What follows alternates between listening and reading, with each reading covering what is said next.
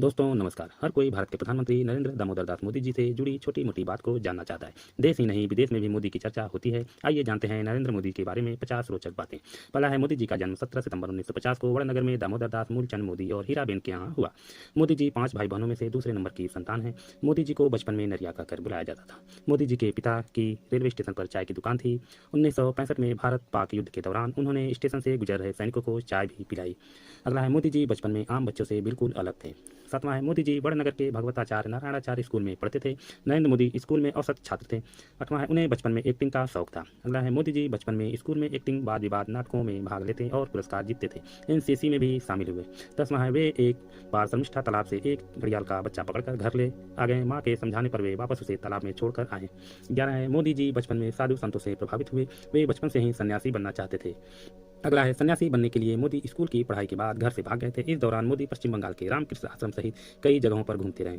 अगला है, मोदी जी बचपन से ही आरएसएस से जुड़े हुए थे। 1958 में दीपावली के दिन गुजरात आरएसएस के पहले प्रांत प्रचारक लक्ष्मण राव इनामदार उर्फ वकील साहब ने नरेंद्र मोदी को बाल स्वयंसेवक की शपथ दिलवाई थी। 14वां है, वे बहुत मेहनती कार्यकर्ता थे। वे आरएसएस के बड़े शिविरों के आयोजन में मैनेजमेंट का हुनर दिखाते थे। आरएसएस नेताओं का ट्रेन और बस के रिजर्वेशन का जिम्मा उन्हीं के पास होता था।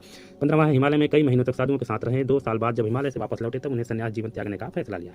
हिमालय से लौटने के बाद मोदी ने अपने भाई के साथ मिलकर अहमदाबाद की कई स्थानों पर चाय की दुकान भी लगाई। उन्होंने हर कठिनाई को सहते हुए चाय बेची। 18 साल की उम्र में नरेंद्र मोदी का विवाह उनकी मां ने बांसकाठा जिले के राजोसाना गांव में रहने वाली जसोदा बेन से किया था। 18वां है, मोदी जी बाद में घर छोड़कर संघ के प्रचारक बन गए। 19वां, मोदी जी अहमदाबाद संघ मुख्यालय में रहते थे। वहाँ सारे छोटे मोटे काम करते थे, जैसे साफ सफाई, चाय बनाना, बुजुर्ग नेताओं के कपड़े धोना शामिल है। 20वां है, मोदी जी कोई भी नया काम शुरू करने से पहले अपनी माँ का आशीर्वाद जरूर लेते थे। चुनाव में मिली जीत के बाद उन्होंने अपनी माँ से जाकर आशीर्वाद लिया। अगला है, जब नरेंद्र मोदी प्रचारक थे तो उन्हें स्कूटर चलाना नहीं आता था। शंकर सिंह बघेला उन्हें अपनी स्कूटर पर घुमाया करते थे। अगला है, मोदी जी संघ में कुर्ते की बाँह छोटी करवा ली ताकि वह ज़्यादा खराब न हो, जो वर्तमान में मोदी ब्रांड का कुर्ता बन गया और देश भर में मशहूर है। अगला है, मोदी ने अन्य प्रचारकों के विपरीत दाढ़ी रखते और उसे ट्रिम भी करवाते हैं। अगला है, वे 1975 में इमरजेंसी के दौरान सरदार का रूप धरकर 2.5 सालों तक पुलिस को छकाते रहे। अगला है, मोदी जी ने अमेरिका में मैनेजमेंट और पब्लिक रिलेशन से संबंधित 3 महीने का कोर्स किया है। अगला है, मोदी जी अपने आप को एक लेखक और कवि मानते हैं। अगला है, उन्होंने गुजराती भाषा में हिंदुत्व से संबंधित कई लेख भी लिखे हैं। अगला है, मोदी महान विचारक और युवा दार्शनिक संत स्वामी विवेकानंद जी से बहुत ज़्यादा प्रभावित हैं। उन्होंने गुजरात में विवेकानंद युवा विकास यात्रा निकाली थी। 29 है, मोदी जी शाकाहारी हैं। उन्हें सिगरेट शराब को कभी हाथ नहीं लगाया। 30वां है, मोदी जी हर छोटी छोटी बातों का भी ध्यान रखते हैं, जैसे भाषण से पहले उसकी तैयारी करना, बालों कपड़ों की स्टाइल। 31वां है, मोदी जी समय के बड़े पाबंद हैं। 32वां है, मोदी जी सिर्फ 3.5 घंटे की नींद लेते हैं। वे सुबह 5:30 बजे उठ जाते हैं। अगला है, लाल कृष्ण आडवाणी को नरेंद्र मोदी का राजनीतिक गुरु माना जाता है। अगला है, 1990 के दशक में नरेंद्र मोदी जी ने आडवाणी की सोमनाथ से अयोध्या रथ यात्रा में बड़ी भूमिका निभाई थी। अगला है, मोदी जी स्वभाव से आशावादी व्यक्ति हैं। एक भाषण के दौरान उन्होंने कहा था कि लोगों को आधा गिलास पानी से भरा नजर आता है, लेकिन मुझे आधा गिलास पानी और आधा हवा से भरा नजर आता है। अगला है, मोदी जी ने गुजरात के मुख्यमंत्री रहते हुए कई देशों की यात्रा की, जिसमें चीन प्रमुख है। उन्होंने चीन के विकास को बहुत करीब से देखा है। गुजरात का मुख्यमंत्री रहते हुए उन्होंने वाइब्रेट गुजरात समिट आयोजन कर देश और विदेश के उद्योगपतियों को निवेश के लिए आकर्षित किया। पर्यटकों को आकर्षित करने के लिए उन्होंने बॉलीवुड के महानायक अमिताभ बच्चन को गुजरात का ब्रांड एम्बेसडर बनाया। अमिताभ बच्चन ने इसके बदले 1 पैसा भी नहीं लिया।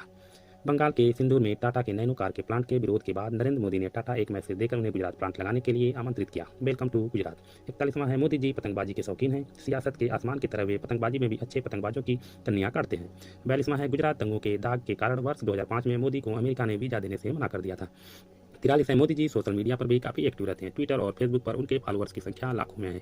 44 है, 31 अगस्त 2012 को मोदी ने वेबकैम के जरिए जनता के सवालों के जवाब दिए। सवाल देश ही नहीं बल्कि विदेश से भी पूछे गए थे। 45 है, गुजरात में मुस्लिम कट्टरपंथी नरेंद्र मोदी के विरोधी थे। इनमें से एक जफर सुरेजावाला थे, जो इनके मुख्यमंत्री बनने के बाद लंदन चले गए और इनके खिलाफ प्रचार प्रसार किया। बाद में जब वह मोदी से मिलने आए तो इनके करीबी बन गए। 46, मोदी ने लोकसभा चुनाव 2014 में भी सोशल मीडिया का खूब प्रयोग किया। 47 है, उन्होंने एक प्रचार समिति बनाई जिसका नाम सेंटर फॉर अकाउंटेबल गवर्नमेंट है, जिसके हाथ में प्रचार की पूरी कमान थी। 48 है, लोकसभा की कमान संभालने के बाद लोगों में मोदी को लेकर दिलचस्पी जगी। 2 महीने में उनकी 40 से ज्यादा जीवनियां आई। 49 है, बॉलीवुड के कई बड़े सितारे मोदी के फैन हैं। 50 है, मोदी जी आज भी दुनिया के सबसे बड़े नेता के रूप में हैं। दोस्तों, यह स्टोरी पसंद आई हो तो लाइक सब्सक्राइब जरूर करें। धन्यवाद। नमस्कार।